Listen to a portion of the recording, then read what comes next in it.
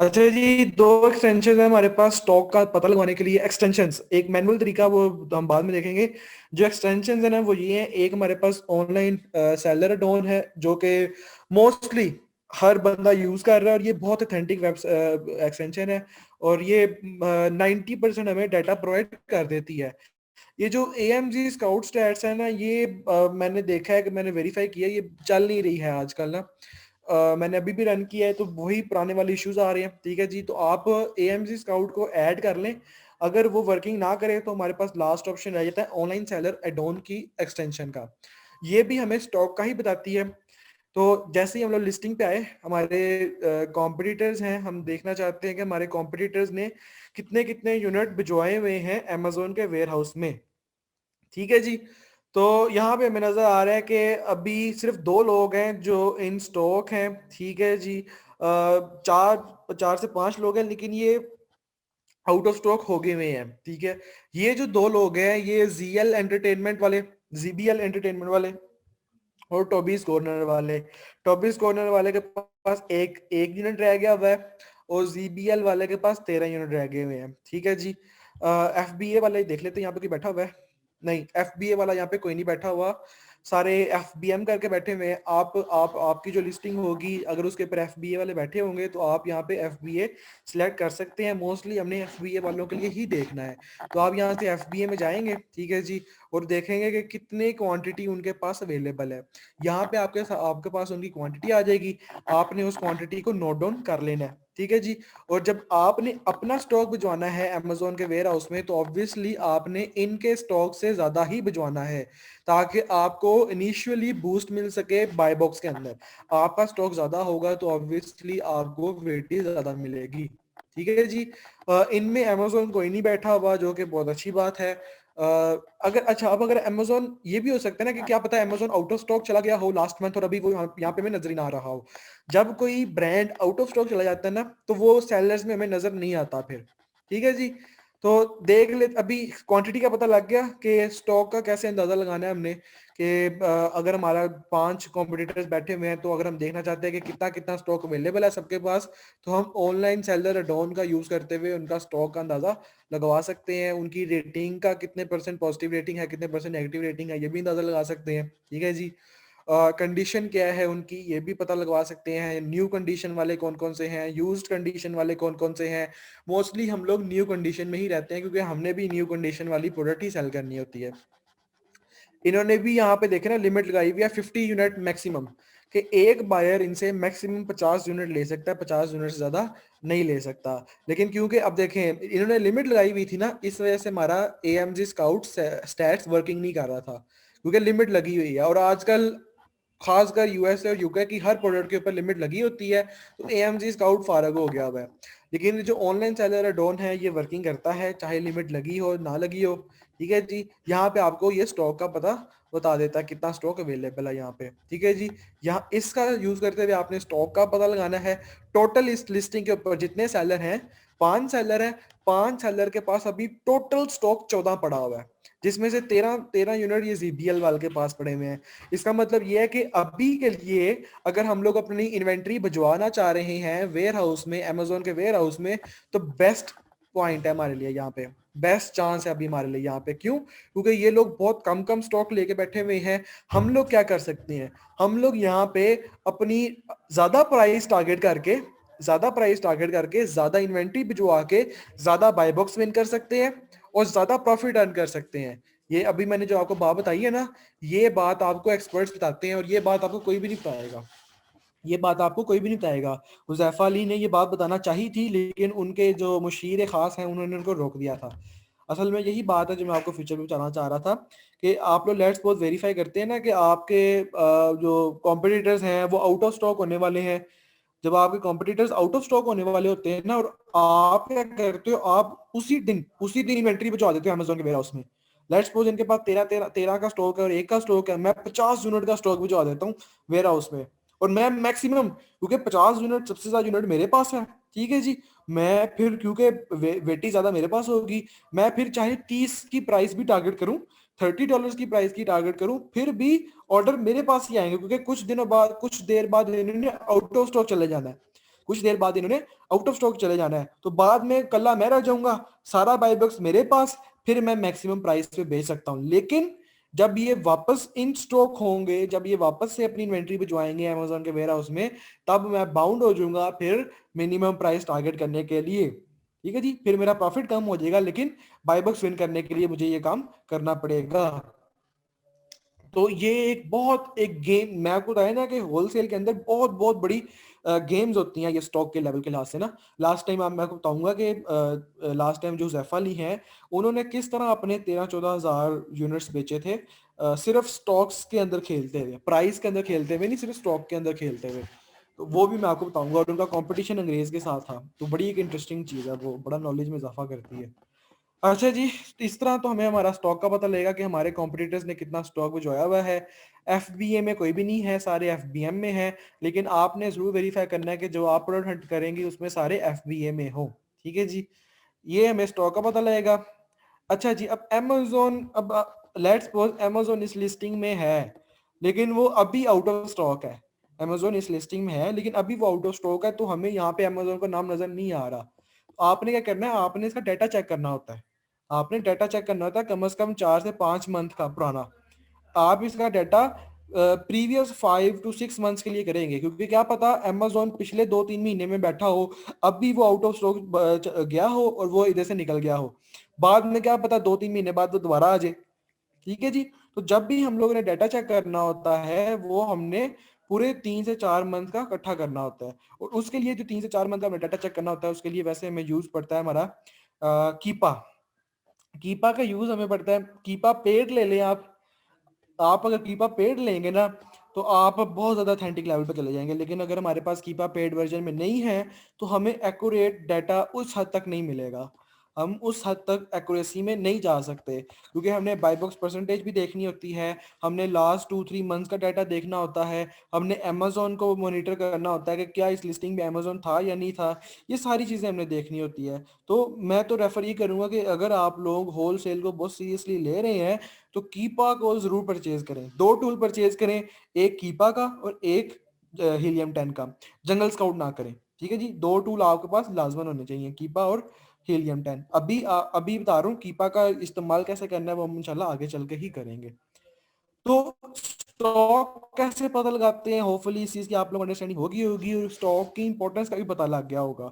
Let's suppose मेरा stock ज्यादा है, मेरे कॉम्पिटिटर का स्टॉक कम है, इसका मतलब है कि वो तो बहुत जल्दी सेल करके जाने वाला है, बहुत जल्दी उसके स्टॉक उड़ जाएंगे, वो आउट ऑफ स्टॉक हो जाएगा, और नई इन्वेंट्री पे जो आने के लिए उसको टाइम लगेगा। ठीक है जी, नई इन्वेंट्री पे जो आने के लिए उसको टाइम लगेगा। मैंने मॉनिटर किया हुआ है, मैंने 1-1.5-2 मंथ लगाए हुए हैं उसके साथ। मैं जब भी वो आउट ऑफ स्टॉक होता है, तो उसको नया स्टॉक भिजवाने में कम से कम 1 या 1.5 वीक लग जाते हैं। अब वो आउट ऑफ स्टॉक होने लगा है, मेरे पास अथॉरिटी आ गई है, मैं रह गया हूँ जी कल्ला सेलर, बाकी सारे आउट ऑफ स्टॉक हो गए हुए हैं। अब मैं हूँ अपनी लिस्टिंग का बादशाह, मैं अपनी लिस्टिंग का बादशाह, मेरी लिस्टिंग पे 20-25 ऑर्डर आते हैं दिन के, मेरे पास अभी 200 यूनिट का स्टॉक पड़ा हुआ है, और मेरा अब मैं कल्ला रह गया हूँ, बाकी सारे आउट ऑफ स्टॉक हैं, बाकी सारे बाय बॉक्स से निकल गए हुए हैं।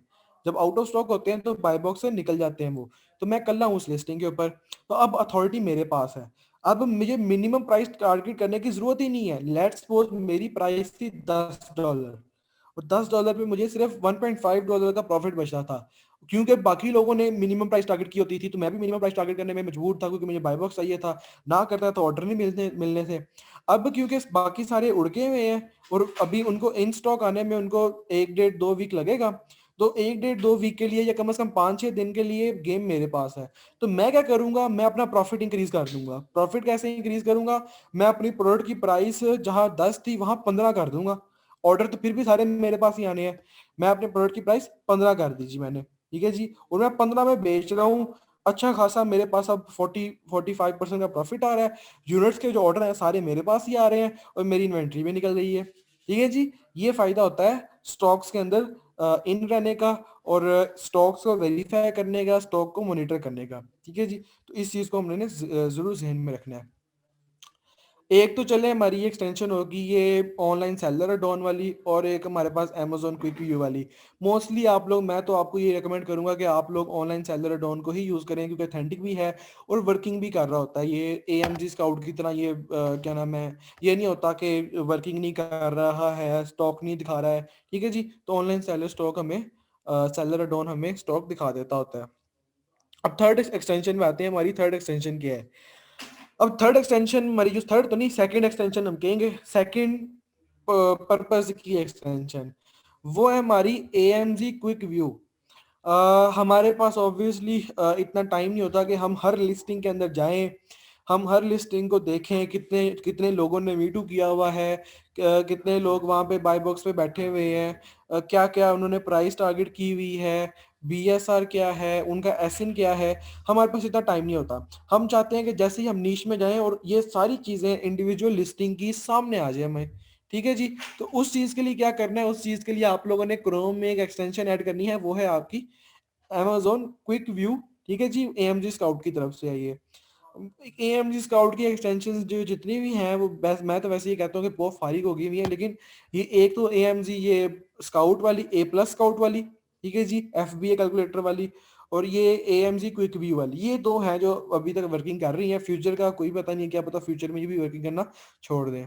तो इसको हम जरूर ऐड करेंगे। एक और भी है DS Amazon क्विक व्यूअर, लेकिन ये बिल्कुल भी वर्किंग नहीं कर रही है। ये हमें ना बेसिकली ऐड तो आप कर लें, लेकिन ये ना आजकल बहुत इश्यूज कर रही है।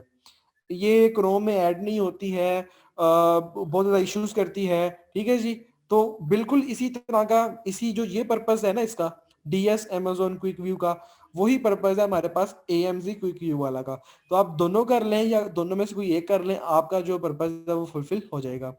तो लेट देखिए, मैंने यहाँ पे ये ऐड की हुई है, AMG क्विक व्यू की मैंने यहाँ पे एक्सटेंशन ऐड की हुई है, और मैंने ये इसको यहाँ पे पिन भी किया हुआ है। तो लेट्स सपोज अब मैं किसी नीश में जाता हूँ, आप लोगों ने वैसे डिफरेंस देखा होगा कि आप लोग खुद की अपने Amazon पे जाके देखें तो आपको वो डाटा नजर नहीं आता, लेकिन लेट्स सपोज मैं किसी नीश में जाता हूँ ना, तो मुझे लिस्टिंग के बाहर ही सारा डाटा नजर आ जाता है। मैं आपको दिखाता हूँ। अच्छा जी, नॉर्मली अगर हम लोगों ने एक्सटेंशन है ना ऐड की हो, तो हमें क्या चीज नजर आती है, ये इमेज नजर आती है, और ये इसका क्या नाम है प्राइस वगैरह नजर आती है, और ये इसका ये टाइटल नजर आता है।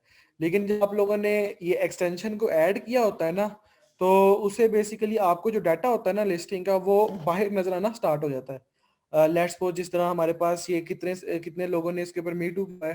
ठीक है जी, इसको एक सेकेंड क्लिक कर लूँ मैं। इसको क्लिक किया मैंने, मैं अब जब मैंने इसको क्लिक किया ना नीश के ऊपर आके, पूरी नीश के ऊपर आके, ठीक है जी, जब मैं इसको पूरी नीश के ऊपर आके क्लिक करता हूँ ना, देखें ये लोड होना स्टार्ट हो गया है। तो लोड होगी और ये देखें नीचे एक बॉक्स सा खुल जाएगा। आप लोगों ने वैसे अपने जो अमेजोन के ऊपर ये बॉक्स देखा नहीं होगा, क्योंकि मैंने ये एक्सटेंशन ऐड की हुई है, तो मुझे ये नजर आ रहा है। आप लोग भी करेंगे तो आपको भी नजर आ जाएगा। ये देखे गेट कहता है गेट फुल वर्जन, मतलब आपको A to Z डाटा जो लिस्टिंग के अंदर वाला होता है वो आपको बाहर ला के शो करा देता है कि इसने इसका एसिन क्या है, ब्रांड नेम क्या है, मतलब सोल्ड बाय क्या है, इसकी FBA फीस कितनी है, इसका प्रॉफिट मार्जिन कितना है, इसकी लिस्टिंग क्वालिटी कितनी अच्छी है, अवेलेबल कब था, मतलब इसका लास्ट अवेलेबल ये कब था। ठीक है जी, यार डेट फर्स्ट अराइवल इसकी क्या थी, 2013 की है इसकी डेट फर्स्ट अराइवल, इसकी डायमेंशन क्या है, इसका वेट क्या है, इसका BSR कितना है मेन नीश के अंदर, शो मोर करूंगा, सब नीश के अंदर इसका क्या है। तो ये सारा डाटा जो मुझे लिस्टिंग के अंदर जाके मिलना था, वो मुझे लिस्टिंग के बाहर ही मिल गया है। और इसके अलावा मुझे इसका एसिन मिल रहा है, BSR वाला मिल रहा है, कितने सेलर्स ने इसके ऊपर मीटू किया हुआ है। ठीक है जी, ये सारी चीजें मुझे लिस्टिंग के बाहर ही नजर आ जाती हैं। ठीक है जी, तो अगर आप लोग भी चाहते हैं कि आप लोग ये सारी चीजें क्विक व्यू में मिल जाएं, लिस्टिंग के अंदर जाने की जरूरत ना पड़े। ठीक है जी, आपको अब देखे ना, मैं देखना चाहता हूँ कि कितने सेलर्स ने इस लिस्टिंग के ऊपर मीटू किया हुआ है। 2 सेलर ने किया हुआ है, उसके ऊपर क्लिक करूंगा तो मुझे वो मेरे सामने वो डाटा आ जाएगा उन दोनों सेलर्स का। ठीक है जी, तो आप लोग भी इसको ऐड करेंगे तो आप लोगों को बेसिकली एक टाइम नहीं ज्यादा स्पेंड करना पड़ेगा इन चीजों में। हम लिस्टिंग के अंदर जाएं, ऊपर जाएं, फिर उधर से एसिन पकड़े, वो नीचे से फिर हम लोग वो क्या नाम है कॉम्पिटिटर्स को देखें, ये सारी चीजें करें। नहीं, हमें बाहर से ही सारी चीजें मिल गई हैं, और बाहर से हम वेरीफाई करके अपने लिए प्रोडक्ट को काफी हद तक फाइनलाइज कर सकते हैं। ठीक है जी, तो ये सारी जो एक्सटेंशन है इनका मैं लिंक आप लोगों के साथ शेयर कर दूंगा, इनको ज़रूर आप लोगों ने ऐड करना है। और ये एक्सटेंशन बहुत ज़्यादा इंपॉर्टेंट है, क्योंकि खासकर होलसेल के अंदर इंपॉर्टेंट है ही एक्सटेंशन। होलसेल के अंदर कोई तकरीबन हमारे पास अगर हम लोग प्रोफेशनलिज्म की तरफ जाएं ना होलसेल के अंदर, तो हमारे पास कोई तकरीबन 15 से 16 एक्सटेंशन होती हैं होलसेल के अंदर जो हम यूज़ करते हैं। उसमें 4 तो मैंने आज आपको बता दी हैं, नेक्स्ट हम इंशाल्लाह आगे चल के वो भी देख लेंगे, क्योंकि कीवर्ड फिल्टर वगैरह करना, रिफ्रेश वगैरह करना, क्या नाम है यहाँ पे, सजेशंस एक्सपेंडर्स वगैरह, ये सारी एक्सटेंशन हमने यूज़ करनी होती हैं। ठीक है जी। तो ये बेसिकली जो एक्सटेंशन है ना, ये हमें क्विक व्यू दे देती है हमारी नीश का, हमारी लिस्टिंग का। हमें उसके अंदर जाके सर्च नहीं करना पड़ता, बाहर से हमें सारी चीज़ें मिल जाती हैं। लेट्स सपोज हमारी लिस्टिंग ये वाली लिस्टिंग है, हमारा सेलर कहता है कि हमें मुझे इसका एसिन दो, तो मुझे लिस्टिंग के अंदर जाने की जरूरत नहीं है, इधर से मैंने एसिन पकड़ा और उसको दे दिया। सोल्ड बाय क्या है ये भी मुझे इधर से पता लग जाएगा, कौन सी नीश है इसकी, ये सारी चीज़ें मुझे इधर से पता लग जाएंगी। ये सारा डेटा है उसका। ठीक है जी। क्या वेट है, क्योंकि वेट की बहुत ही इंपॉर्टेंट होती है, इंपॉर्टेंस होती है होलसेल के अंदर।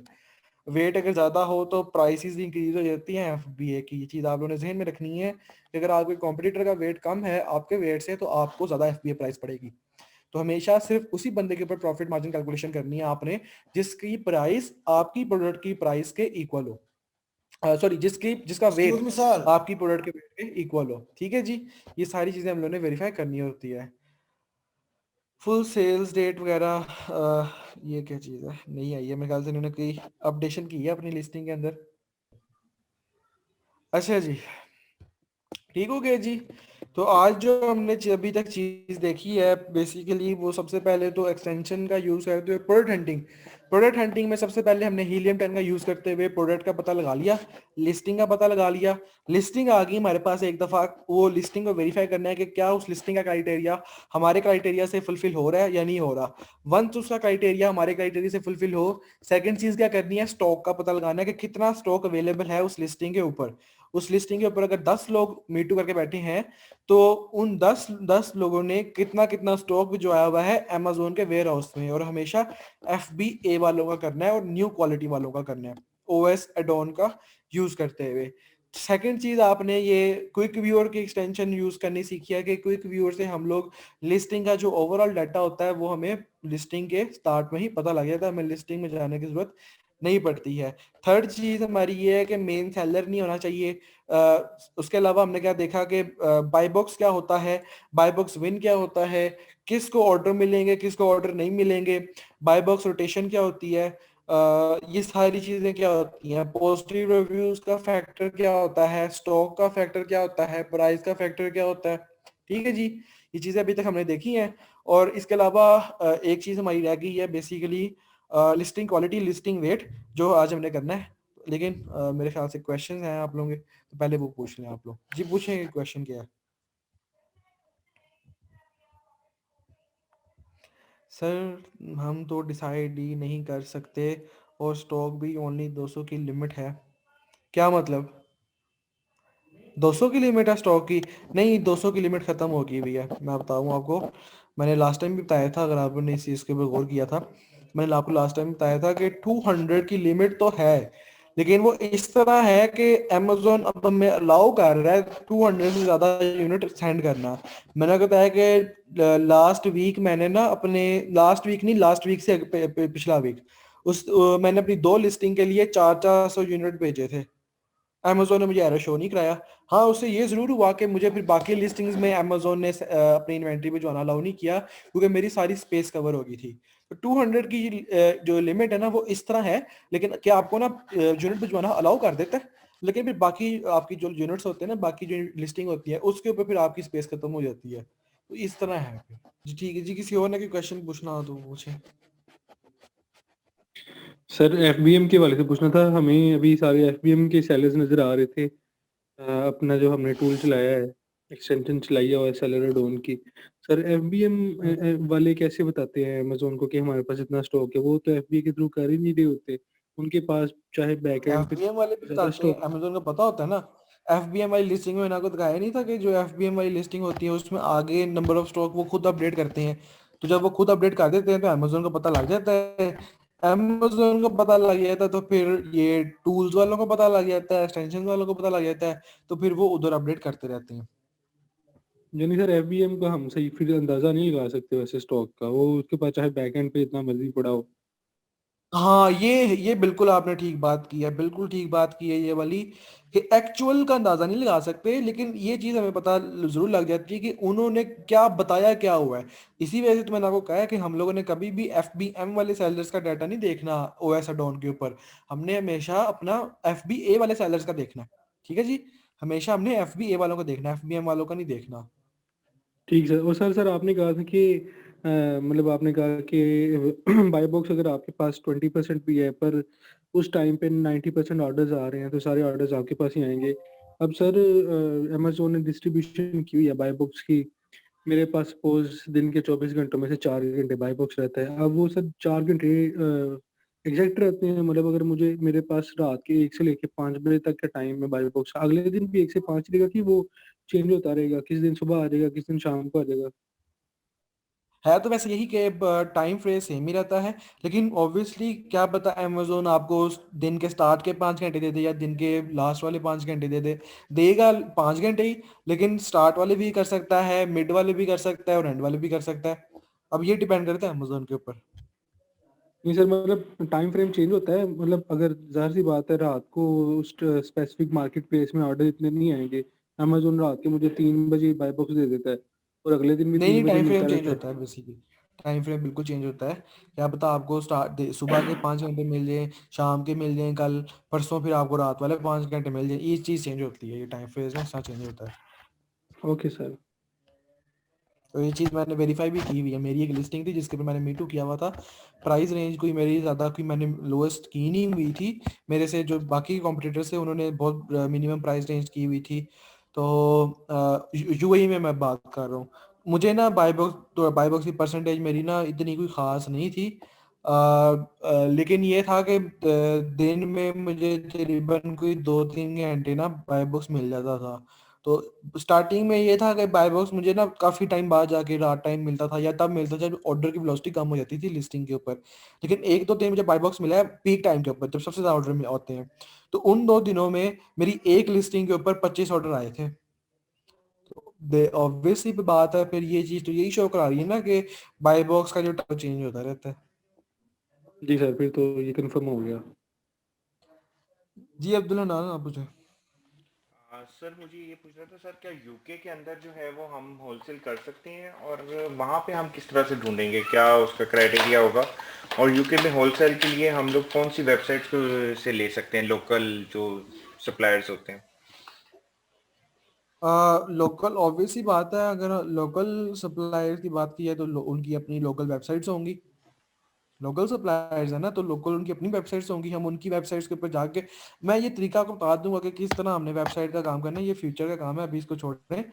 लेकिन जो आपकी वैलिड चीज जो आपने क्वेश्चन पूछा है, दूसरा वाला क्वेश्चन पूछा है कि कैसे हम हंट कर सकते हैं, तो बेसिकली यूके का क्राइटेरिया भी बिल्कुल इसी यही क्राइटेरिया है, ठीक है जी, नियरली इक्वल टू यही क्राइटेरिया है।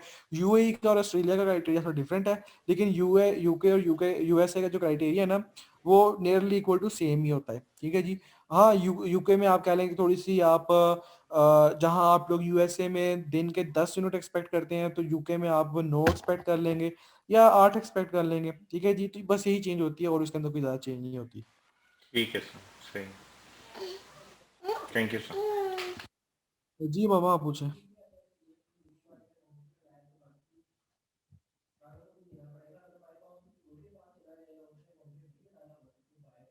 सर मेरा क्वेश्चन था कि आपने कहा कि जब आउट ऑफ स्टॉक हो जाते हो तो वो आप वहाँ पे शो नहीं होता आपका। मतलब जैसे आप आउट ऑफ स्टॉक हुए तो फौरन आपका ब्रांड वहाँ पे खत्म हो जाएगा वहां से। तो सर क्या कहते हैं उसे, अब जैसे आपने जब ब्रांड खोला हुआ तो वहां पे भी तो 3 आउट ऑफ स्टॉक थे, तो वो तो शो हो रहे थे, अभी उनकी क्वांटिटी 0 थी, नील थी, आउट ऑफ लेकिन स्टॉक वो थी शो हो रहे थे। बेसिकली, वो एफबीएम वाले थे ना। एफबीएम वाले, क्या पता पीछे से उन्होंने अपना एफबीएम अपने यूनिट अपडेट कर दिए हो और यहाँ पे वो ओएस और डॉन में अपडेट होना रहते हो, क्या पता उन्होंने, क्योंकि एफबीएम है ना, तो इसी वजह से तो मैं आपको थोड़ी देर पहले बता रहा था कि एफबीएम वालों का डाटा नहीं चेक करते। वो तो हमने, क्योंकि हमारे पास इतना टाइम नहीं होता है कि हम एक अच्छी लिस्टिंग निकालें, उसमें सारे एफबीए वाले निकालें, ठीक है जी, लेकिन हमने एफबीए वालों को चेक करना होता है, तब भी हमें एक्यूरेट मिलेगा। एफबीएम वाले क्या पता उन्होंने पीछे से इन्वेंट्री अपडेट कर दी हो और ओएस और डॉन वालों ने अभी तक यहाँ पे अपडेट ना किया हो, ठीक है जी। तो ये चीज होती है कि अगर एफबीए वाले होते हैं ना, एफबीए वाले में पहले वो इन्वेंट्री स्टॉक आती है, उनका बाई बॉक्स में आते हैं, तो साथ ही फिर ओएस और डॉन वाला में भी ये जो एक्सटेंशन होती है इधर भी अपडेट हो जाते हैं। तो हम लोगों ने हमेशा एफबीए वालों का चेक करना है। एफबीए वालों में हमें ये कंफ्यूजन नहीं होगी कि ये बंदा आउट ऑफ स्टॉक है या इन स्टॉक है। एफबीए वालों में हमें सीधा पता लग जाएगा कि इसका कोई यूनिट नहीं है, इसका मतलब है कि ये आउट ऑफ स्टॉक है। नाम उसका आपको वहां पे ओएस और डॉन में शो होगा, लेकिन बाय बॉक्स में वो इन नहीं होंगे। नाम मुझे जरूर शो होगा, क्योंकि उसने तो सारे सेलर दिखाने हैं ना आपको, उसने सारे सेलर दिखाने हैं कि ये सेलर हमारी लिस्टिंग पे अवेलेबल है। लेकिन जिनके आगे स्टॉक स्टॉक लिखा होगा, जिनके यूनिट अवेलेबल होंगे, इसका मतलब है सिर्फ वही सेलर मार्केट में और बाय बॉक्स में एक्टिव है, बाकी के सेलर बाय बॉक्स में एक्टिव नहीं है, वो आउट ऑफ स्टॉक है, वो मार्केट से टेम्परेरी तौर के लिए आउट है। नाम लेकिन जरूर शो होगा उनका वहां पे आपको।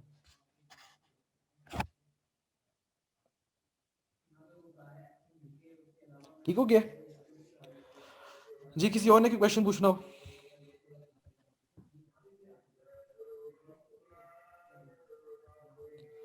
अच्छा जी, एक्सटेंशंस का आप लोगों को पता लग गया कि कौन कौन सी एक्सटेंशन आपने यूज करनी है? एक आपके पास ओएस डॉट की एक्सटेंशन है, ठीक है जी। मोहम्मद उस्मान, आपकी आवाज नहीं क्लियर आ रही, बहुत कट कट के आ रही है। लिस्ट देखी थी 31 जो है मीटू करके बैठी हुई थी। 81 सेलर्स मीटू करके बैठे हुए थे, बहुत ज्यादा सेलर्स हैं ये तो। नहीं सर 31। अच्छा 31 करके बैठे थे, ठीक है। आपने फिर अब आपने क्या पता लगाना है उसके ऊपर? उसमें से कोई ब्रांड वगैरह या एएमजी अमेजोन तो नहीं उनमें से कोई?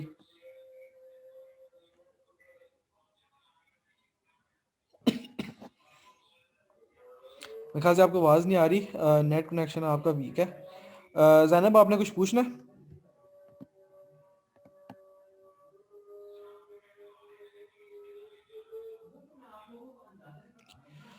अच्छा जी, एक हमारे पास एक्सटेंशन है हमारे पास ओएस एडॉन की, और दूसरी एक्सटेंशन है हमारे पास एएमजी स्टॉक स्टैट्स की, ठीक है जी, ये वाली।